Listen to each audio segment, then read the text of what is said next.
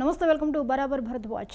AP తెలంగాణలో నెలకొన్న పలు రాజకీయ అంశాలపై తాజా పరిణామాలపై సమగ్ర విశ్లేషణ అందించడానికి బరాబర్ భరద్వాజ్ కార్యక్రమానికి మనకి అనలిస్ట్ భరద్వాజ్ గారు విశ్లేషణ అందించడానికి సిద్ధంగా ఉన్నారు. వారితో మాట్లాడదాం. నమస్తే సార్. నమస్తే సార్, ఈరోజు మన కార్యక్రమంలో చాలా అంశాలు ఉన్నాయి, చర్చించే అంశాలు.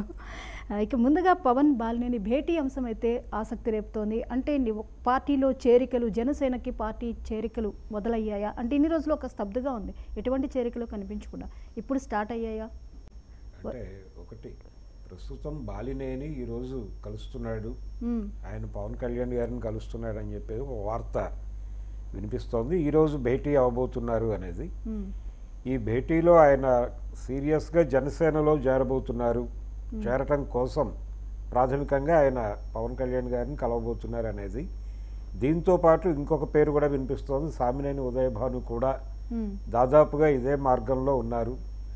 ఆయన కూడా ఏ క్షణంలోనైనా జనసేన తీర్థం తీసుకునేటువంటి అవకాశం ఉంది అనే మాట ఒకటి బయట సర్క్యులేట్ అవుతోంది. కాబట్టి ఒక రకంగా వైసీపీ నుంచి నేరుగా టీడీపీలో చేరటం కన్నా జనసేనలో చేరటం అనేది బెటర్ అనుకుంటున్నారా వీళ్ళందరూ అనేది అనిపిస్తోంది.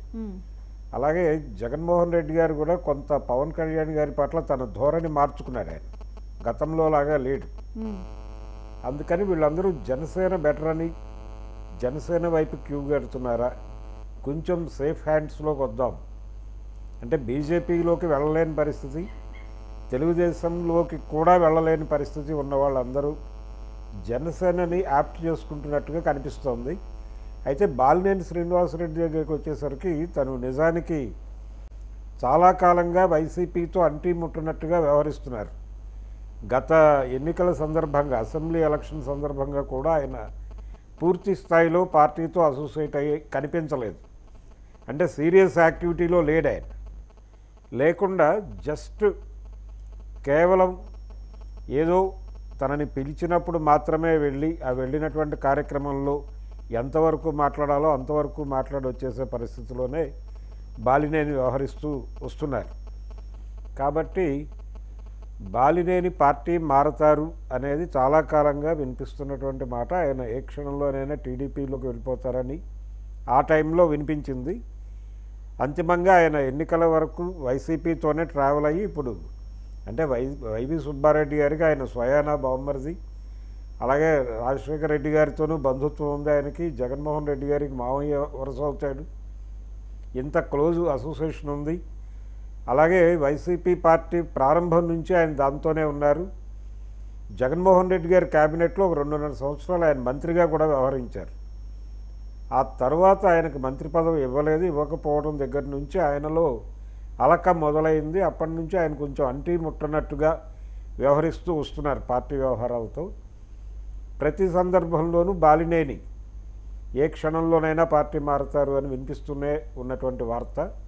ఇప్పుడు ఈరోజు ఆయన పవన్ కళ్యాణ్ని కలవటం ద్వారా జనసేనలోకి తన మ్యాప్, అంటే తన రూట్ మ్యాప్ జనసేనలోకి పంపిస్తున్నాడు ఆయన. అంటే ఒకటి, వేధింపులకి కొంచెం వేధింపులు ఏమైనా జరుగుతాయా వైసీపీలో ఉంటే, అందుకని కొంచెం తనని తాను కాపాడుకోవడానికి జనసేనలోకి వెళ్ళే ప్రయత్నం చేస్తున్నాడా అనేది వినిపిస్తున్నటువంటి మాట.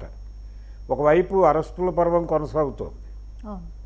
కూటమి వైపు నుంచి నందిగం సురేష్తో మొదలుపెట్టి రకరకాల కేసులు, రకరకాల పేర్లు వినిపిస్తున్నటువంటి ఒక విచిత్రమైన సందర్భం అయితే ఉంది. ఇప్పుడు ఎవరెవరు అరెస్ట్ అవుతారు అంటే దాదాపు సజ్జల రామకృష్ణారెడ్డి దాకా, జగన్మోహన్ రెడ్డి దాకా ఈ అరెస్టుల లిస్టులో పేర్లు కనిపిస్తున్నాయి. ఇటువంటి సమయంలో కొంత జనసేనలో చేరితే తనని తాను కాపాడుకున్నట్టు అవుతుందనే ఉద్దేశంతో వీళ్ళందరూ జనసేన వైపు క్యూ కడుతున్నారా అని అనిపిస్తుంది. సామినేని ఉదయభాను కావచ్చు, అలాగే బాలినేని శ్రీనివాసరెడ్డి, వీళ్ళందరూ కూడా తమని తాము ప్రొటెక్ట్ చేసుకోవడం కోసం, కాపాడుకోవడం కోసం. బాలినేనితో పాటు ఇంకా ఎవరైనా వచ్చే అవకాశాలు ఉన్నాయా? బాలినేనికి సన్నిహితులైన వారు, రాజకీయాల్లో ఉన్నవారు కూడా జనసేనకి ఇది వచ్చే అవకాశం? అంటే ప్రకాశం జిల్లాలో ఆయన ఇన్ఫ్లుయెన్స్ చేయగలిగినటువంటి నాయకులు కొంతవరకు, అంటే వైవి సుబ్బారెడ్డి గారితో ఉన్నప్పటికీ వీళ్ళందరూ బాలినేనితో కలిసి అది కూడా తమని తాము కాపాడుకునేటువంటి ప్రయత్నమే. అంటే ఇప్పుడు ఆంధ్రప్రదేశ్ రాజకీయాలు ఎలా మారిపోయినాయి అంటేనండి, తమిళనాడు రాజకీయాల్లాగా మారిపోతున్నటువంటి ఒక సందర్భం కనిపిస్తోంది. ఈ 5 సంవత్సరాల తర్వాత ప్రజలు తిరిగి వైసీపీని యాప్ చేసుకుంటారు అనేటువంటి నమ్మకంతో కొంతమంది ఉన్నారు. ఆ ఆర్గ్యుమెంట్ ఓపెన్గానే మాట్లాడుతున్నారు వాళ్ళు. తమిళనాడులో ఎలాగైతే డిఎంకే ఏడీఎంకే మధ్య అధికారం దోబూచులాడుతుందో అలాగే ఆంధ్రప్రదేశ్లో వైసీపీ తెలుగుదేశం మధ్య దోబూచులాడుతుంది. కాబట్టి ఈసారి ఓడిపోయాం, వచ్చేసారి డెఫినెట్గా గెలుస్తాం. ఇప్పటికే ప్రజల్లో కూటమి ప్రభుత్వం పట్ల కొంత నిరసన భావం మొదలైంది.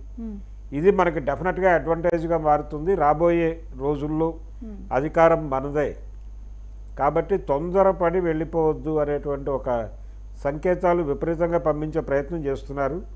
వైసీపీ వైవి సుబ్బారెడ్డి గారు కొంతవరకు కంట్రోల్ చేయగలడు, కానీ బాలినేనికి సన్నిహితంగా ఉన్నటువంటి వాళ్ళు డెఫినెట్గా జనసేనలోకి వచ్చేటువంటి అవకాశం అయితే ఉంది.